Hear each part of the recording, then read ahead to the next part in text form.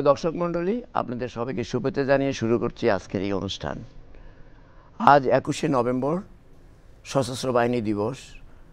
মহান মুক্তিযুদ্ধকালীন সময়ে 1971 সালের 21শে নভেম্বর সেনা, নৌ এবং বিমান বাহিনীর অকুতোভয় বীর সেনানীরা মুক্তিগামী আপামার জনতার সাথে কাঁধে কাঁধ মিলিয়ে পাকিস্তান হানাদার বাহিনীর বিরুদ্ধে সম্মিলিতভাবে সমন্বিত আক্রমণের সূচনা করে।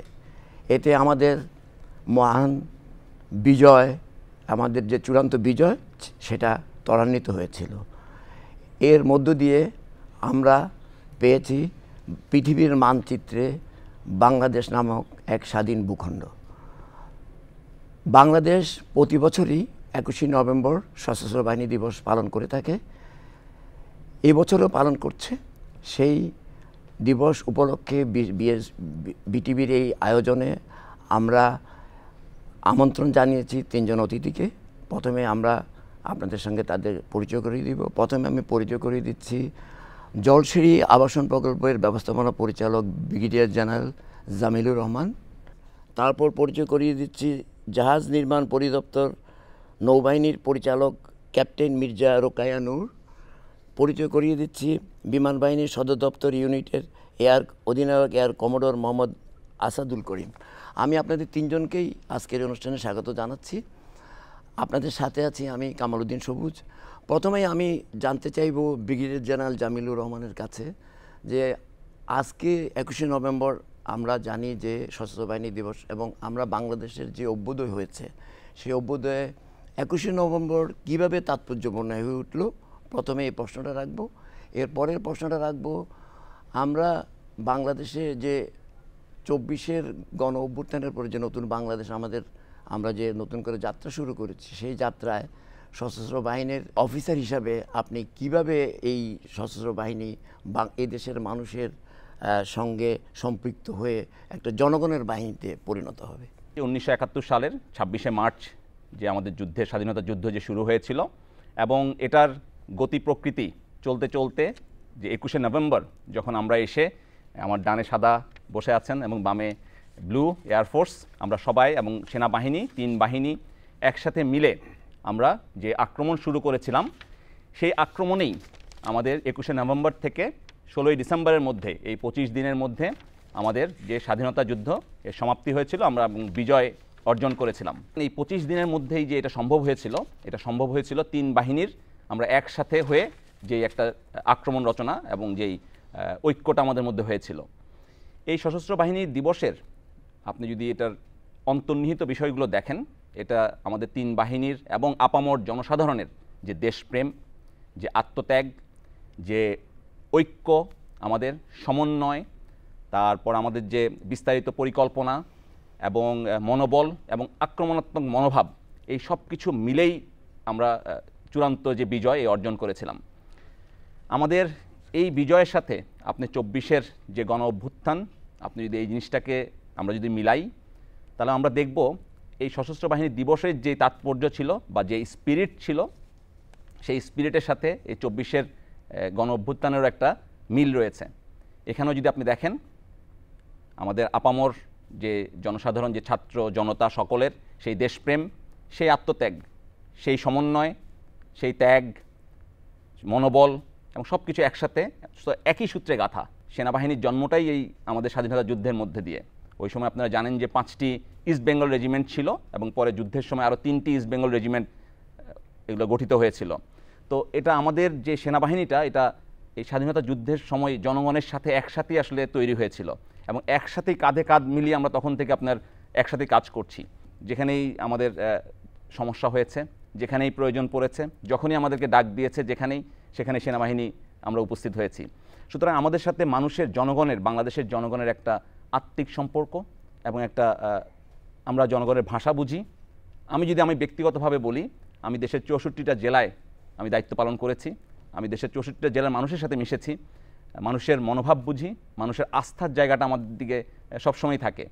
আজকে আপনি যে কোনো প্রয়োজনে ডাক দিবেন, আমার যারা 24-এর গণ অভ্যুত্থানের সময় আমার যারা ক্লোজ যারা ছিল, যারা আত্মীয় স্বজন ছিল, তারা বারবার বলছিল যে আর্মি এখনও নামছে না কেন, বা আর্মি এখনও দায়িত্ব গ্রহণ করছে না কেন, এটাও বলেছে। এখন দরকার সেনাবাহিনীর সরকার, এগুলো অনেক কিছুই। তো এই সব কিছুই আসলে আমাদের সাথে জনগণের যে সম্পর্কটা, এটা অবশ্যই সবসময় ছিল, আছে, এবং আমরা জানি যে আমরা জনগণের জন্যই কাজ করব। আমাদের যে পেশাদারিত্ব, আমাদের যে সততা, আমাদের যে মানুষের জন্য ভালোবাসা, এইগুলোর সংমিশ্রণে আমরা জনগণের জন্য কাজ করে যাব ইনশাআল্লাহ। এই পর্যায়ে আসব ক্যাপ্টেন রোকায়া নূরের কাছে। আমি জানতে চাইব যে বিভিন্ন বাহিনীগুলি, আমাদের তো 3টি বাহিনী আছে, বিভিন্ন বাহিনীগুলো কিভাবে আপনার বাংলাদেশের যে তরুণ প্রজন্ম, তাদের যে অ্যাক্টিভিটি, আপনাদের যে অবদান এবং অ্যাক্টিভিটির মধ্যে কীভাবে আপনারা তাদেরকে উজ্জীবিত করছেন, এবং কিভাবে মনে করেন যে সশস্ত্র বাহিনীর আমাদের যে 3টি বাহিনী আছে ওনারা তাদের যে কর্মকাণ্ডের মধ্যে দিয়ে আমাদের বর্তমান যে তরুণ প্রজন্ম, তারাই তো ভবিষ্যতে নেতৃত্ব দিবে সব জায়গায়। তারা কিভাবে আপনাদের কাছ থেকে অনুপ্রেরণা লাভ করে বাংলাদেশকে গড়ার জন্য তারা আপনার অনুপ্রাণিত হতে পারে? আসলে তারুণ্য সবসময় হচ্ছে অনেক কারেজের প্রতীক, সাহসিকতার প্রতীক, এবং হচ্ছে তারা অনেক চ্যালেঞ্জ নিতে পারে। এবং আপনি যদি দেখেন যে আমাদের যে 3টা বাহিনী আছে, বাংলাদেশ সেনাবাহিনী, নৌবাহিনী এবং বিমান বাহিনী, প্রত্যেকটি সদস্যর কিন্তু প্রথম প্রিকন্ডিশন হচ্ছে তাকে অনেক সাহসী হতে হবে এবং তার দেশকে অনেক ভালোবাসতে হবে। ঠিক আছে, দেশের প্রতি যদি অসম্ভব পরিমাণ ভালোবাসা না থাকে, তাহলে একটা মানুষ কখনো এমন একটা পেশাকে বেছে নিতে পারে না যেখানে শত্রুর প্রথম বুলেটটা তার বুকে এসে লাগবে। কাজেই হচ্ছে আমার কাছে মনে হয় যে যখন একটা তরুণ প্রজন্ম যখন আমাদেরকে দেখে, তখন প্রথমে আসলে আমরা তাদের কাছে রিপ্রেজেন্ট করি একজন সাহসিকতার প্রতীক হিসেবে, একজন দেশপ্রেমিক হিসেবে। এবং সাথে সাথে এখন সশস্ত্র বাহিনীগুলো আপনারা দেখছেন যে বিভিন্ন ধরনের মডার্নাইজেশন প্রোগ্রাম করছে, তার নিজস্ব সক্ষমতাগুলোকে বৃদ্ধি করছে।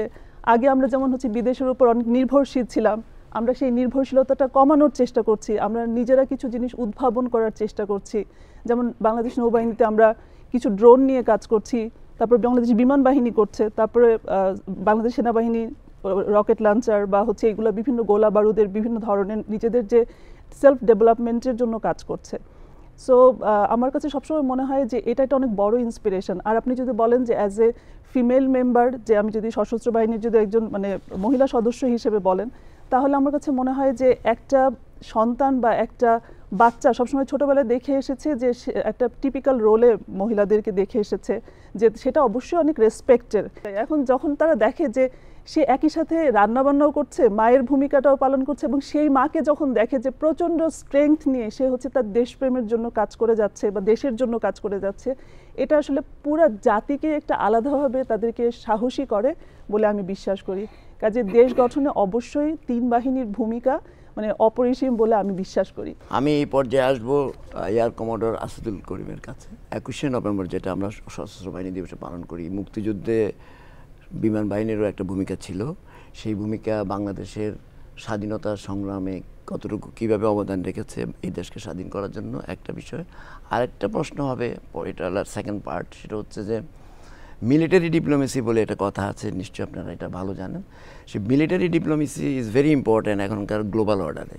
তো সেই হিসাবে বাংলাদেশের বর্তমান মিলিটারি ডিপ্লোমেসিটা মানে আমাদের অবস্থানটা কোথায় আছে এবং কিভাবে মূল্যায়ন করবেন? 1971 সালের 26শে মার্চ যখন আমাদের যুদ্ধ শুরু হয়, সে সময় প্রথম দিকে আমাদের কোনো স্বতন্ত্র বিমান বাহিনী ছিল না। সো ওই সময় আমাদের দেশপ্রেমিক বাঙালি সদস্যবৃন্দ যারা পাকিস্তান বিমান বাহিনীতে কর্মরত ছিলেন, তারা পাকিস্তান বিমান বাহিনী ত্যাগ করে দেশপ্রেমে উদ্বুদ্ধ হয়ে আমাদের স্বাধীনতার যুদ্ধে অংশগ্রহণ করে। প্রথম দিকে তারা বিভিন্ন ধরনের ল্যান্ড অপারেশনে অংশগ্রহণ করে। যেমন ওই সময় সিনিয়র মোস্ট এয়ারফোর্স অফিসার ছিলেন গ্রুপ ক্যাপ্টেন একে খন্দকার, তিনি বাংলাদেশ সশস্ত্র বাহিনী ফোর্সের ডেপুটি চিফ অফ স্টাফ ছিলেন। আমাদের বিমান বাহিনীর উইং কমান্ডার বাশার এবং ফ্লাইট লেফটেন্যান্ট হামিদ, তারা সেক্টর কমান্ডারের মতন গুরুত্বপূর্ণ দায়িত্ব পালন করেছিলেন। কিন্তু যুদ্ধ যতই এগিয়ে যেতে থাকে, আমাদের বিমান বাহিনীর সদস্যরা উপলব্ধি করতে থাকে যে স্বতন্ত্র বিমান বাহিনী ছাড়া একটা যুদ্ধে জয়লাভ করা খুবই ডিফিকাল্ট। কারণ যে কোনো যুদ্ধে আপনি যদি দেখেন, সেকেন্ড ওয়ার্ল্ড ওয়ার থেকে শুরু করে এখনও পর্যন্ত প্রতিটি যুদ্ধেই এয়ার অপারেশন একটা গুরুত্বপূর্ণ ভূমিকা পালন করে। যাই হোক, পরবর্তীতে 3টি বিমান, একটি ডাকোটা, একটি অটার পরিবহন বিমান এবং একটি এলুইট হেলিকপ্টার, এই 3টি বিমান নিয়ে 1971 সালের 28শে সেপ্টেম্বর ভারতের নাগাল্যান্ডের ডিমাপুরে একটি পরিত্যক্ত রানওয়েতে বাংলাদেশ বিমান বাহিনীর প্রথম ইউনিট কিলো ফ্লাইট জন্ম লাভ করে। 10 জন বৈমানিক এবং 47 জন টেকনিশিয়ান নিয়ে এই উড্ডয়ন ইউনিটটি তৈরি করা হয়। যে বিমানগুলো নিয়ে এই ইউনিটটি তৈরি করা হয়েছিল এগুলো ছিল সবই অসামরিক বিমান, তাদের কোনো যুদ্ধ ক্ষমতা ছিল না। কিন্তু আমাদের কিলো ফ্লাইটের সদস্যবৃন্দ সারা দিন রাত পরিশ্রম করে এই বিমানগুলোকে মডিফাই করে, বিমানগুলোতে তারা মেশিন গান, রকেট, বোম স্থাপন করে। ইট ইজ সামথিং এই রূপকথার গল্পের মতো। যেমন আপনারা যদি দেখেন যে আমরা গ্রাম দেশে দেখতে পাই বিষহীন ঢোড়াসাপ, তা এই এয়ারক্রাফটগুলো ছিল কোনো ধরনের তাদের কমব্যাট ক্যাপাবিলিটি ছিল না। এই বিষহীন ঢোড়াসাপকে বিষযুক্ত কেউটে সাপে পরিণত করেছিল আমাদের বিমান বাহিনীর সদস্যবৃন্দ, এবং এই বিমানগুলো দিয়ে তারা বিভিন্ন ধরনের মেজর এয়ার অপারেশন তারা টেক আপ করে। যেমন 3রা ডিসেম্বর রাত্রে আমাদের অটার যে এয়ারক্রাফটটা ছিল এই এয়ারক্রাফটটা দিয়ে ফ্লাইট লেফটেন্যান্ট শামসুল এবং ক্যাপ্টেন আকরাম তারা আক্রমণ পরিচালনা করে চট্টগ্রামের ইস্টার্ন রিফাইনারি যে অয়েল ডিপো ছিল সেখানে। একই ওই 3রা ডিসেম্বর রাত্রে এলওয়েট হেলিকপ্টার দিয়ে স্কোয়াড্রন লিডার সুলতান মাহমুদ এবং ফ্লাইং অফিসার বদিরুল আলম তারা আক্রমণ পরিচালনা করে নারায়ণগঞ্জের গোদনাইল তেল ডিপোতে। এই 2টা মেজর অপারেশনের ফলে পাকিস্তান বিমান বাহিনীর তাদের যে ফিউল রিকোয়ারমেন্ট, যে জ্বালানি তেলের যে দরকার, সেটা ভেঙে যায়, তাদের মনোবল ভেঙে যায়। পাকিস্তান বিমান বাহিনী সে সময় তাদের এই তেজগাঁ বিমানবন্দরে তাদের F-86 সাবরজেটের মতন অত্যাধুনিক বিমান থাকার পরেও তারা জ্বালানি তেলের অভাবে আর উড্ডয়ন ক্ষমতা হারিয়ে ফেলে। পরবর্তীতে প্রায় 50টির মতন বিমান অপারেশন পরিচালনা করে আমাদের কিলো ফ্লাইট, এবং তাদের যে এই বিভিন্ন ধরনের যে এয়ার অপারেশন এগুলো আমাদের যুদ্ধের যে বিজয়কে ত্বরান্বিত করেছিল। হিস্টোরিক্যালি ডিপ্লোমেসিটা একটা আমরা সবসময় মনে করি যে এটা একটা সিভিলিয়ান ব্যুরোক্রেটসদের কাজ, কিন্তু আজকে যদি আপনি ওয়ার্ল্ডের দিকে তাকান বিভিন্ন উন্নত দেশে তারা মিলিটারিকে তাদের ডিপ্লোমেসির একটা অংশীদার বলে গণ্য করে, একটা বিশেষ টুল হিসেবে অত্যন্ত গুরুত্বপূর্ণ। এদিক দিয়ে আমি সত্যি কথা বলতে যে আমাদের মিলিটারিকে যে ডিপ্লোমেসি পারপাজে ইউজ করার যে কনসেপ্টটা, এটা সম্প্রতিকালে একটুখানি আমাদের বেগবান হয়েছে। আমাদের বিভিন্ন দেশে মিলিটারি যে ডিফেন্স অ্যাটাচে থাকে তারা আমাদের দেশকে বিভিন্নভাবে তারা বিভিন্ন দেশের মাঝে তাদেরকে রিপ্রেজেন্ট করে। এছাড়া ডিপ্লোমেসির একটা বিশেষ দিক হচ্ছে আমাদের জাতিসংঘ শান্তিরক্ষা মিশনে অংশগ্রহণ। আমাদের সশস্ত্র বাহিনীর সদস্যরা যে জাতিসংঘ শান্তিরক্ষা মিশনে অংশগ্রহণ করে ওখানে তারা শুধু শান্তি প্রতিষ্ঠার জন্যই যায় না, তারা আমাদের বাংলাদেশের অ্যাম্বাসেডর হিসাবে কাজ করে। সো এটা একটা ডিপ্লোমেসির বিরাট বড় একটা অংশ হিসাবে কাজ করে। আমাদের সশস্ত্র বাহিনীর সদস্যরা যে জাতিসংঘ মিশনে তাদের যে বিভিন্ন যে কার্যক্রম, তার মাধ্যমে আমরা যে বিশ্বের দরবারে যে আমাদের দেশকে যে ইমেজকে যে অনেক উন্নত করতে পেরেছি, সেটা একটা বিরাট বড় ডিপ্লোমেসির অংশ। এছাড়া বিভিন্ন দুর্যোগের সময় আমাদের যে সশস্ত্র বাহিনীর সদস্যরা যে দুর্যোগে আক্রান্ত লোকজনের পাশে গিয়ে দাঁড়ায়, এটা শুধু দেশের ভিতরেই না, দেশের গণ্ডি পেরিয়ে আজকে আমরা বিশ্বের অন্যান্য দেশেও যাচ্ছি। শান্তিরক্ষী শুধু না, দুর্যোগ সাহায্য করা। যেমন 2023 সালে টার্কি এবং সিরিয়াতে যখন তাদের ভয়াবহ ভূমিকম্প হয়, বাংলাদেশ বিমান বাহিনীর পরিবহনে করে আমরা সশস্ত্র বাহিনীর সদস্যদের সেখানে নিয়ে যাই। 2024 সালে মিয়ানমার এবং আফগানিস্তানে যখন ভূমিকম্প হয়, আমাদের সশস্ত্র বাহিনীর সদস্যবৃন্দ আমরা সেখানে যাই। So these are also part of diplomacy. এছাড়া আমাদের ওভারঅল যে বিভিন্ন বাহিরের যে বিভিন্ন কর্মকাণ্ডে আমাদের সিনিয়র লিডারশিপরা যারা বিভিন্ন ভিজিটে যায়, তারা কিন্তু আমাদের দেশকেই রিপ্রেজেন্ট করে। সো বলা যায় যে মিলিটারি ডিপ্লোমেসিতে আমাদের বাংলাদেশ সশস্ত্র বাহিনী একটা গুরুত্বপূর্ণ টুল হিসাবে কাজ করছে। এই পর্যায়ে আবারও ব্রিগেডিয়ার জেনারেল জামিলুর রহমানের কাছে আসতে চাই। আমি আপনার কাছে এই প্রশ্নটা করতে চাই, বর্তমানে পৃথিবীতে জিওপলিটিক্যাল অনেক চেঞ্জেস আমরা দেখতে পাই, নিশ্চয়ই আপনারাও এটা দেখছেন, এবং এটা অত্যন্ত গুরুত্বপূর্ণ এবং আমাদের এই রিজিয়নেও আছে। তো কাজে এটার সঙ্গে কিন্তু মিলিটারি ডিপ্লোমেসি একদমই অঙ্গাঙ্গিভাবে জড়িত, কারণ এবং তাহলে সেই অর্থে বাংলাদেশ তো আমরা এগিয়ে যাচ্ছি এবং বাংলাদেশের সশস্ত্র বাহিনীকে এদেশের মানুষ আমরা সবাই মনে করি যে এটা আমাদের স্বাধীনতা সার্বভৌমত্বের প্রতীক। কাজেই আমরা মিলিটারি ডিপ্লোমেসিটাকে আমরা এখন যে পর্যায়ে আছি, এটাকে কোন পর্যায়ে নিতে পারলে আমাদের সশস্ত্র বাহিনী তাদের যে দায় দায়িত্ব সেটাকে অনেক বেশি পরিপূর্ণভাবে আপনার পালন করতে পারবে বলে মনে করেন? আপনি যদি দেখেন যে আমাদের সাথে যেসব আমরা বিভিন্ন অন্যান্য দেশের আর্মিদের সাথে আমরা ডিফেন্স অ্যাটাচে বললো, আপনার শান্তিরক্ষী বাহিনী বললো, বাট এর পাশাপাশি আমরা জয়েন্ট ট্রেনিংও করছি।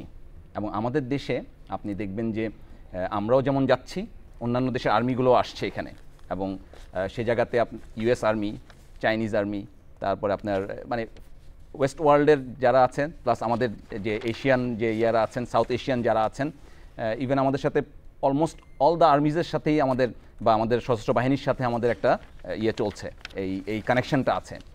তো এই কানেকশনের সাথেই আমাদের যে ভিজিটগুলোর কথা বললাম আমাদের, তো এই পার্সপেক্টিভে এখন প্লাস বিভিন্ন দেশ থেকে আমাদের যে অ্যামুনিশন, আর্মামেন্টস, এই যে একটা কেনা একটা থাকে, তো এর মাধ্যমেও আমরা আমাদের চেষ্টা করছি টার্কির সাথে এবং অন্যান্য দেশের সাথে যে সম্পর্কটা যেন আরও বাড়ে।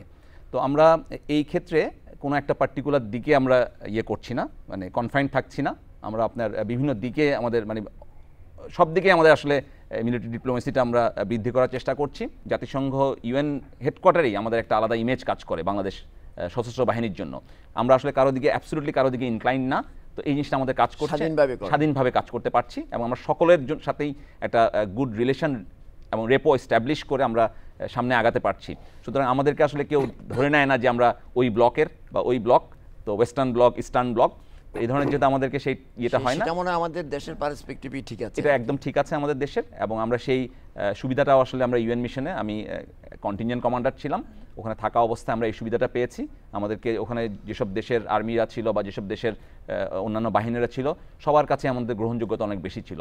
সো ওই জিনিসটাকে আমরা কাজে লাগাচ্ছি, এবং আমি আশা করছি যে এটা আরও ভালো হবে, এবং আমরা বাংলাদেশ সরকারের সাথেই একটা ডিপ্লোমেসি পার্ট হিসেবে আমরা এটাকে এগিয়ে নিয়ে যেতে পারবো। এখন আবার ফিরে যেতে চাই ক্যাপ্টেন মির্জা রোকেয়া নূরের কাছে। আমরা জানি যে আমাদের বিশাল সমুদ্র এলাকা আছে, এবং সেখানে আমরা ব্লু ইকোনমিক একটা বিষয় আমরা জানি, আপনারা ডেফিনেটলি জানেন, এবং নৌবাহিনীর সেখানে একটা বড় ধরনের ভূমিকা আছে।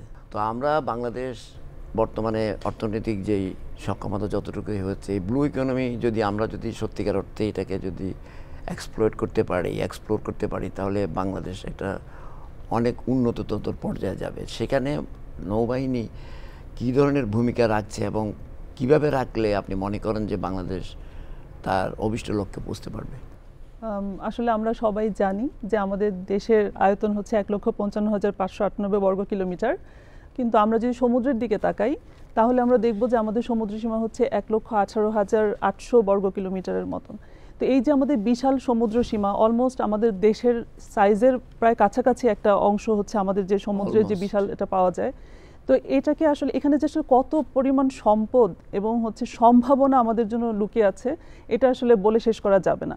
যেমন অলরেডি আপনারা যদি বিভিন্ন একটু স্টাডি করে যদি দেখবেন যে বলছে যে ল্যান্ডের রিসোর্সগুলো আস্তে আস্তে এক্সস্টেড হয়ে যাচ্ছে। আমাদের খনিগুলো থেকে আমরা অলরেডি বিভিন্ন জিনিসপত্র আহরণ করে ফেলছি, আমাদের খাদ্যশস্য বা ল্যান্ডগুলো আস্তে আস্তে এক্সস্টেড হচ্ছে, কিন্তু সমুদ্র কিন্তু এখন আমাদের জন্য অপার সম্ভাবনার একটা জায়গা রয়ে গিয়েছে। স্পেশালি ওখানে কিন্তু আমরা এখনো কিন্তু অনেক কিছু করতে পারি, জি, মানে এটা আমরা এখনো সেভাবে করতে পারছি না, কিন্তু আমরা গুরুত্বটা বুঝতে পেরেছি। প্রথমে হচ্ছে আমরা আসলে একদমই সি ব্লাইন্ড ছিলাম একটা সময়, মানে সমুদ্রের ব্যাপারে আমরা একটু মানে আমাদের ওরকম জ্ঞান ছিল না, আসলে উদাসীনও ছিল। এবং দেখা গেছে যে আসলে এটা যেহেতু একটু টাফ, সমুদ্রের মধ্যে এক্সপ্লোরেশন বা হচ্ছে এই জিনিসগুলো খোঁজা, তখন হয় কি যে আমরা আসলে জাতিগতভাবেই একটু সমুদ্র বিমুখ ছিলাম। এবং দেখা যায় আমাদের যারা এক্সপার্ট ছিল তারা কিন্তু কখনো তাদের এক্সপার্টিসটা সমুদ্রের বিভিন্ন জায়গায় বিভিন্ন সেক্টরে, যে মানে যেমন ধরেন আপনার পোর্ট ডেভেলপমেন্টগুলোতে আমরা এখন নতুন করে যাচ্ছি, তারপর ফিশিং, ডিপ সি ফিশিং, তারপরে হচ্ছে মানে এক্সপ্লয়টেশন অফ দ্য গ্যাসেস, এসব কোথাও কিন্তু আপনি দেখবেন না যে খুব মানে একদম স্পেশালাইজড লোকজন অনেক আগে থেকে কাজ করছে। এটা জাস্ট রিসেন্টলি এটা শুরু হয়েছে, এবং সমুদ্রেও যে ইনভেস্ট করা যায় সেটাও হচ্ছে ইদানিং আমরা দেখতে পাচ্ছি। তো এখন এবং এক্ষেত্রে যে মানে আমরা যেটা বুঝতে পারার পর থেকে আসলে বাংলাদেশ নৌবাহিনীর উপর এই দায়িত্বটা ন্যস্ত করা হয়েছে, এবং সেজন্য আমাদের একটা ব্লু ইকোনমি সেল গঠন হয়েছে, মানে অলরেডি প্রায় 8-9 বছর হয়ে গিয়েছে আমাদের এই সময়ের মধ্যে। এবং দেখা গেছে যে আমাদের একটা আলাদা করে একটা এক্সারসাইজে কন্ডাক্ট করা হয়, সেটা বলে হচ্ছে এক্সারসাইজ ব্লু গার্ড, যেটার মাধ্যমে আমাদের যে বিভিন্ন বিদেশি যে জাহাজগুলো, পণ্যবাহী জাহাজগুলোকে নিরাপত্তা দেওয়া, এবং আমাদের যে এলএনজি টার্মিনাল ওখানকার নিরাপত্তা প্রদানের জন্য হচ্ছে আমাদের নৌবাহিনীর জাহাজ থাকছে। এবং শুধু তাই নয়, আপনারা হচ্ছে কিছুদিন আগে দেখবেন যে বাংলার সৌরভ যে জাহাজটাতে আগুন লেগেছিল, সেখানেও আমাদের সেই জাহাজটাতে বাংলাদেশ নৌবাহিনীর সদস্যগণ দেখা যায় খুব দ্রুততার সাথে সেখানে তাদেরকে উদ্ধার করা এই কাজগুলো করেছে। এবং তাছাড়া সবসময় যে বিভিন্ন সময় আমাদের যে গ্যাস এক্সপ্লোরেশনের কাজে যারা নিয়োজিত থাকেন বিদেশি ব্যক্তিবর্গ, তাদেরকে হলো প্রোটেকশনের জন্য নৌবাহিনীর জাহাজগুলো ক্রমাগত আমাদের ওখানে পেট্রোলিং করতে থাকে। এবং শুধু তাই না, আমাদের যে এটা আমরা বলি আনরিপোর্টেড যে ফিশিংগুলো থাকে, যেগুলো মানে বিভিন্ন অন্যান্য দেশ থেকে বা পার্শ্ববর্তী দেশ থেকে জাহাজগুলো এসে আমাদের দেখা যায় আমাদের নিজস্ব সমুদ্র সীমায় এসে তারা হচ্ছে মাছ ধরে নিয়ে যাচ্ছে। তো এই জিনিসটাও হলো বাংলাদেশ নৌবাহিনী খুব প্রখর মানে দৃষ্টি রাখছে এটার ব্যাপারে, যাতে অন্য দেশ থেকে মানে এই কাজটা হ্যাঁ সে ধরাও পড়ে, বিভিন্ন বিদেশি ফিশিং ট্রলার ধরা পড়ে, বিভিন্ন ধরনের ইন্টারডিকশন অপারেশন তখন করা হয়। তাদেরকে গিয়ে প্রথমে তাদেরকে ওয়ার্ন করা হয় যে হচ্ছে আপনারা আমাদের জলসীমায় এসেছেন, সো এটা আমাদের সম্পদ। তো তারপরেও যদি তারা আসলে এটাতে যদি তারা মানে ওয়ার্নিংটা কাজ না করে, তখন তাদেরকে ধরে নিয়ে আসা হয়, এরকম আর কি। আমরা এর আগেও এসেছে আমাদের বিভিন্ন সময়। আমাদের ন্যাশনাল ইকোনমিতে যেটা হচ্ছে আমরা যে ব্লু ইকোনমি মানে কি, যে আমরা সুনীল অর্থনীতি বলছি, এবং এখানে আমাদের নৌবাহিনী দেখা যায় নিরবিচ্ছিন্নভাবে কাজ করে যাচ্ছে যাতে আমাদের অর্থনৈতিক এই উন্নতিগুলো আমরা করতে পারি এবং অর্থনৈতিক কর্মকাণ্ডের সাথে যারা জড়িত তাদেরকে যাতে আমরা সেফটি দিতে পারি এবং হচ্ছে আমাদের নিজস্ব সম্পদগুলো যাতে সুরক্ষিত থাকে। আমি আবার আসছি এয়ার কমোডোর আসাদুল করিমের কাছে। আমরা জানি যে আপনারা যখন বিমান বাহিনী মাত্র 3টি এয়ারক্রাফট নিয়ে আমাদের বিমান বাহিনীর যাত্রা শুরু হয়েছিল, খুবই কম, তো সেই থেকে আজকে বাংলাদেশের 53-54 বছরের এই বাংলাদেশ, এখন বিমান বাহিনী তো অনেক পরিসর অনেক বড় হয়েছে। আমাদের সক্ষমতা আসলে কতটুকু পেতে আমরা জানি যে সারা বিশ্বে আপনারা সশস্ত্র বাহিনীর সদস্য হিসেবে অনেক বেশি ভালো জানেন যে এয়ার ডিফেন্স থেকে শুরু করে অনেক নতুন নতুন টেকনোলজি অনেক কিছু বেরিয়ে গেছে, কারণ ওয়ারফেয়ারের প্যাটার্নই তো চেঞ্জ হয়ে গেছে। তো সেই অর্থে বাংলাদেশ বিমান বাহিনীর বর্তমান সক্ষমতা আসলে কোন পর্যায়ে আছে, আমরা আসলে কীভাবে মানে কম্পিট করার জন্য মানে একটা সক্ষম বিমান বাহিনী আমরা করতে পারি। স্বাধীনতার পরবর্তী যে বছরগুলোতে বিমান বাহিনীর যে যাত্রা শুরু হয়েছিল বেশ ভালোভাবেই। আমরা স্বাধীনতার পরেই MiG-21-এর মতন সুপারসনিক ফাইটার আমরা ক্রয় করেছিলাম, আমরা অত্যাধুনিক হেলিকপ্টার, অত্যাধুনিক রেডার সিস্টেম ক্রয় করেছিলাম। তো সার্বিকভাবে বর্তমানে বাংলাদেশ বিমান বাহিনী অনেক পরিধি বিস্তার করে একটা পরিণত এবং দক্ষ বাহিনীতে পরিণত হয়েছে। আমাদের যুক্ত হয়েছে অত্যাধুনিক যুদ্ধ বিমান, প্রশিক্ষণ বিমান, পরিবহন বিমান, অত্যাধুনিক হেলিকপ্টার, অত্যাধুনিক radar system, unmanned aerial system এবং বিভিন্ন সরঞ্জাম। তবে সত্যি কথা বলতে মডার্নাইজেশনটা হচ্ছে একটা কন্টিনিউয়াস প্রসেস। এই কন্টিনিউয়াস প্রসেসটা যেভাবে আমাদের ধারাবাহিকভাবে চালিয়ে নেওয়া উচিত ছিল সেভাবে আমাদের হয়নি। আমাদের পারিপার্শ্বিক এবং রিজিয়নে যে অন্যান্য দেশ আছে তারা যেভাবে তাদের বিমান বাহিনীকে মডার্ন করেছে, তাদের বিমান বাহিনীতে যেভাবে প্রযুক্তিগত যেভাবে উন্নতি সাধন করেছে, সেদিক দিয়ে সত্যি কথা বলতে গেলে আমরা অনেক পিছিয়ে আছি। দেখা যাচ্ছে যে 10-12 বছরের মধ্যে বাংলাদেশ বিমান বাহিনীতে নতুন কোনো আধুনিক যুদ্ধ বিমান বা আধুনিক কোনো পরিবহন বিমান বা আধুনিক প্রযুক্তির কোনো হেলিকপ্টার সংযোজিত হয়নি। আমাদের প্রচেষ্টা অব্যাহত আছে। সম্মানিত বিমান বাহিনী প্রধান এ ব্যাপারে উনি অত্যন্ত সচেতন। যেহেতু আমরা এই ধরনের মেজর কোনো প্ল্যাটফর্ম আমরা ইন্ডাক্ট করতে পারিনি, সেজন্যই উনি কিছু বিশেষ দিকে গুরুত্ব দিয়েছেন, যেমন ইন্ডিজিনাস ক্যাপাসিটি বিল্ডিং।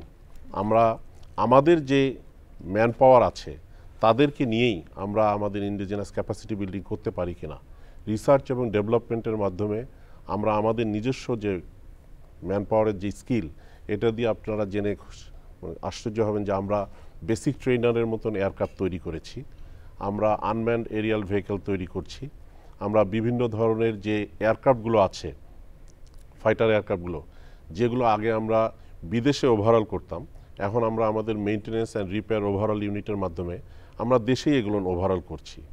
এর মাধ্যমে আমরা অনেক বৈদেশিক মুদ্রা সাশ্রয় হচ্ছে। যেমন উদাহরণস্বরূপ একটা F-7BG ফাইটার এয়ারক্রাফট আগে চায়নায় যদি আমরা ওভারঅল করতাম, এটাতে প্রায় 13 কোটি টাকা লাগতো একটা এয়ারক্রাফটের জন্য।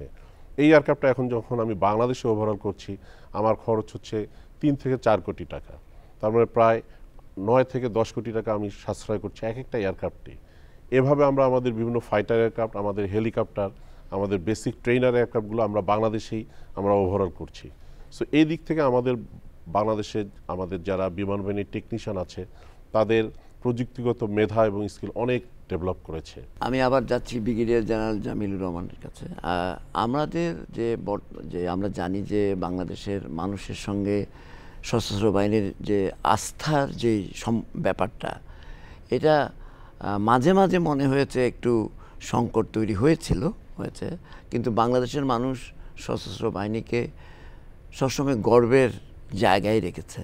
তো আমরা আপনার কাছে জানতে চাইব যে বাংলাদেশের মানুষ, আপনারা জানেন যে আপনারা যেই পেশায় আছেন, যেই একটা যুদ্ধকালীন সময় বা যে কোনো সময় সাধারণ মানুষের সহযোগিতা কিন্তু আপনাদের লাগে। তো কাজে তাদের সঙ্গে সশস্ত্র বাহিনীর সম্পর্কটা আরও নিবিড় করার জন্য যদি কোথাও রিপেয়ার করা যায়, সেই ক্ষেত্রে সশস্ত্র বাহিনীর কী ধরনের কোনো উদ্যোগ, তারা কীভাবে দেখছে বিষয়টা? আচ্ছা, আমরা কিন্তু প্রো পিপলস আর্মি, রাইট, একদম প্রো পিপলস আর্মি। আমাদের জন্মটাই মানুষের সাথে একসাথে হয়েছে, একসাথে যুদ্ধ করেছি আমরা, একসাথে বাংলাদেশের মানুষও তাই চায়। আমরা বিভিন্ন দুর্যোগে, যে কোনো দেশের যে কোনো পরিস্থিতিতে, আপনি যদি বলেন যে রানা প্লাজা ধস থেকে শুরু করে, বন্যা থেকে শুরু করে, আপনার যে মাইলস্টোন ইয়েতে যে দুর্ঘটনা হলো, সব জায়গায় এবং যে কোনো অগ্নিকাণ্ডে যে কোনো জায়গায় মানুষ কিন্তু আমাদেরকে পাশে পেয়েছে এবং আমাদেরকে পাশে পাবে ইনশাল্লাহ। তো সবাই, আপনি যখন যে সামনে যে দেশে সাধারণ নির্বাচন হচ্ছে, সবাই কিন্তু আমাদের দিকে তাকিয়ে আছে যে আমরা, কারণ আমাদের ডিপ্লয়মেন্টটা, এবং মানুষ জানে যে আমাদের আস্থার জায়গাটা আসলে এখনও আছে। হ্যাঁ, ছোটোখাটো দু একটা ইনসিডেন্ট, দু একটা জিনিস এটা থাকবে, এবং এগুলোকে আসলে এগুলো সাধারণ মানুষও বুঝে যে এগুলো ছোটোখাটো ইনসিডেন্ট হয়ে গেছে বা হয়েছে, বাট অনেকেই আমাদের এই ঐক্যটাকে, আমরা যে সশস্ত্র বাহিনী দিবসের যে ঐক্য, যে 3 বাহিনীর ঐক্য এবং আমাদের সাথে দেশের মানুষের যে ঐক্য, সেই জায়গাটায় অনেকে চেষ্টা করে এটাকে, ঐক্যটাকে যেন একটু স্তিমিত হয়ে যায়। বাট আমরা সেই ঐক্যের জায়গাটা ধরে রাখবো। আমরা সবসময় চাইবো যে মানুষের কল্যাণে যে কোনো কাজ করার জন্য। আপনি যদি দেখেন আমরা এখন যে ধরনের কাজগুলো করছি, যদি দেশের এডুকেশন সেক্টর দেখেন, সেনাবাহিনীর যে সমস্ত স্কুল কলেজ যেগুলো আছে, আমরা এডুকেশন সেক্টরে মানুষের জন্য কাজ করে যাচ্ছি। আমাদের যে ইউনিভার্সিটিগুলো আছে, MIST আছে, BOP আছে, আমরা যে মেগা আপনার তো মেডিকেল কলেজও, জি মেডিকেল কলেজও আছে, তারপরে আপনার ইঞ্জিনিয়ারিং আছে। তো এছাড়াও আপনার যে মেগা প্রকল্পগুলো, রূপপুর পাওয়ার প্ল্যান্ট বলেন, পদ্মা ব্রিজ বলেন, ইভেন যে ঢাকা চিটাগং যে অয়েল যে ইয়েটা হয়েছে, সব জায়গায় আসলে আমাদেরকে অ্যাট দ্য এন্ড ডাকে। মানে আমরা কিন্তু আসলে কোথাও যাই না, আমাদেরকে আপনাদেরকে ডাকতে হয়। আপনার আমি মনে করতে পারি যে NID যখন তৈরি হবে বা তৈরি হবে, তখন আমাদেরকে এক্স্যাক্টলি আমাদেরকে, আমি নিজেই ওখানে দায়িত্ব পালন করেছি। এর পাশাপাশি আপনি দেখেন, আজকে আসলে অনেকেই হয়তো বা জানেন না, পার্বত্য চট্টগ্রামের যে অখণ্ডতা এবং সেখানকার মানুষের যে নিরাপত্তা, আপনি বা আমি আজকে যে রাঙামাটি যেতে পারছি, বান্দরবনে যেতে পারছি, ওখানকার যে পর্যটনের যে এটা সুবিধাটা আমরা পাচ্ছি, এটা মানুষ ওখানকার জানে যে এটা আমাদের জন্যই। ওখানে বেশ কিছু আপনার ফেসবুকে বা এরকম হবে যে এগুলো অনেক ফেক, অনেক কিছু, বাট দিন শেষে ওখানকার মানুষও চায় যে আমরা থাকি। সোশ্যাল মিডিয়াতে তো সবসময় সবকিছু সত্য আসে না। ইভেন আপনার যদি আপনি দেখেন রোহিঙ্গা সংকটের যে বিষয়টা, আমাদের দক্ষিণ পূর্বাঞ্চলের যে নিরাপত্তা, মানুষ কিন্তু কক্সবাজার বা ওই এলাকায় মানুষ এখনও আমাদেরকেই চায়, আমাদের একটা ডিভিশন ওখানে আছে। ক্যাপ্টেন মির্জা রোকায়নুর, আমরা বাংলাদেশ সশস্ত্র বাহিনী দেশে এবং বিদেশে আমরা সবসময় বলি যে ওনারা ভাবমূর্তি উজ্জ্বল করছেন বাংলাদেশের। তো এটা আমরা বিশ্বাস করি। আমাদের এই ভাবমূর্তি উজ্জ্বল করার ক্ষেত্রে আরও কীভাবে বাংলাদেশকে আমরা আপনাদের মাধ্যমে আরও কীভাবে এটাকে আরও উন্নততর পর্যায়ে বা আরও বেশি প্রজেক্ট করতে পারি, যেটা আমাদের অন্য ক্ষেত্রেও আমাদের উপকারে আসবে। আমাদের সশস্ত্র বাহিনীর আন্তর্জাতিক পরিমণ্ডলের সবচেয়ে বড় যে এক্সপোজার হয় সেটা হচ্ছে শান্তিরক্ষা মিশনের মাধ্যমে।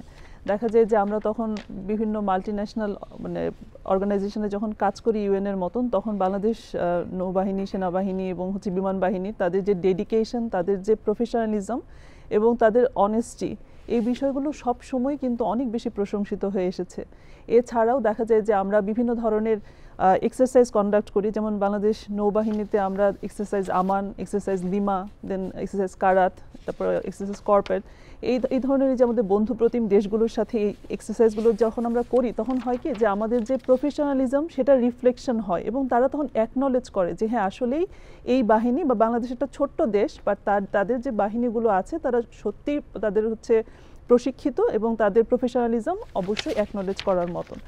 এছাড়াও আমরা যখন হলো বিভিন্ন গুডউইল মিশনে যাই, কারণ আমাদের নৌবাহিনীর সবচেয়ে বড় সুবিধা যেটা হচ্ছে যুগ যুগ ধরে আমরা দেখে এসেছি যে নেভাল ডিপ্লোমেসি, আপনি একটু আগে মিলিটারি ডিপ্লোমেসির কথা বলেছেন, সো নেভাল ডিপ্লোমেসি কিন্তু অনেক আদিমকাল থেকে প্রচলিত, যেখানে একটা জাহাজ একটা সে দেখা যায় ট্রান্সপোর্ট করে, দেখা যেত আগে বিভিন্ন ধরনের উপঢৌকন নিয়ে হয়তো বা অন্য একটা রাষ্ট্রপ্রধানের কাছে যেত এবং সাথে অনেক মানুষ থাকতো। সো একটা ছোট্ট জাহাজের মধ্যে যখন 150 বা 200 মানুষ নিয়ে যেতে পারি আমরা একবার একটা ট্রান্সপোর্টেশন হিসেবে, তো যে কারণে এটা সবসময় এটা খুব স্ট্রং টুল হিসেবে কাজ করেছে মানে ডিপ্লোম্যাসির ক্ষেত্রেও।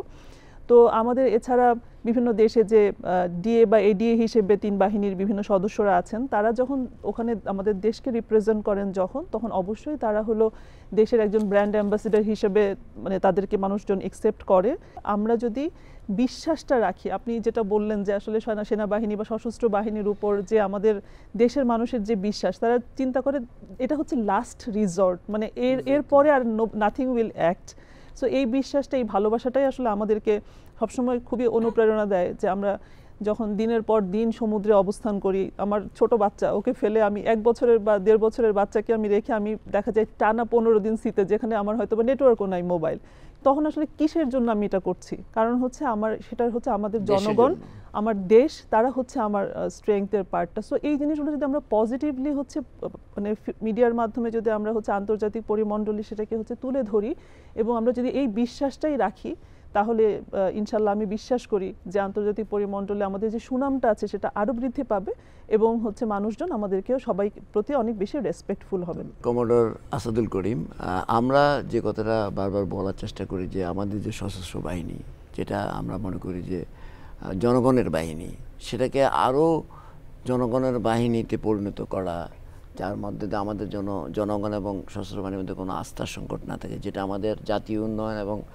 সশস্ত্র বাহিনীর যেই অর্পিত দায়িত্ব সেটাকে সুচারুভাবে পালন করার জন্য ভূমিকা রাখবে।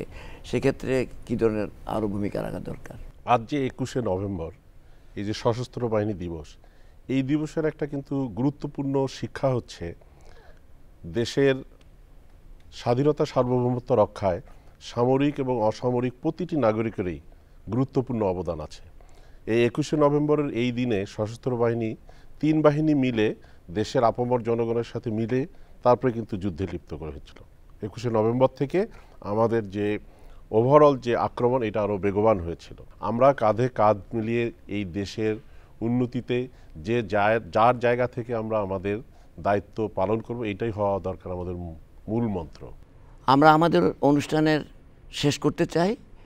আমাদের সাথে যে 3 জন অতিথি এসেছেন, আমি আপনাদের 3 জনকেই আমার নিজের পক্ষ থেকে এবং বাংলাদেশ টেলিভিশনের পক্ষ থেকে আন্তরিকভাবে ধন্যবাদ জানাই। ভবিষ্যতে আবারও দেখা হবে। আজকে সশস্ত্র বাহিনী দিবসে এই অনুষ্ঠানে আমাদের প্রিয় দর্শক মণ্ডলীকে আমি শুভেচ্ছা এবং অভিনন্দন জানাচ্ছি আবারও আমাদের সাথে থাকার জন্য। ভবিষ্যতে আবারও দেখা হবে। আপনাদের সবাইকে ধন্যবাদ।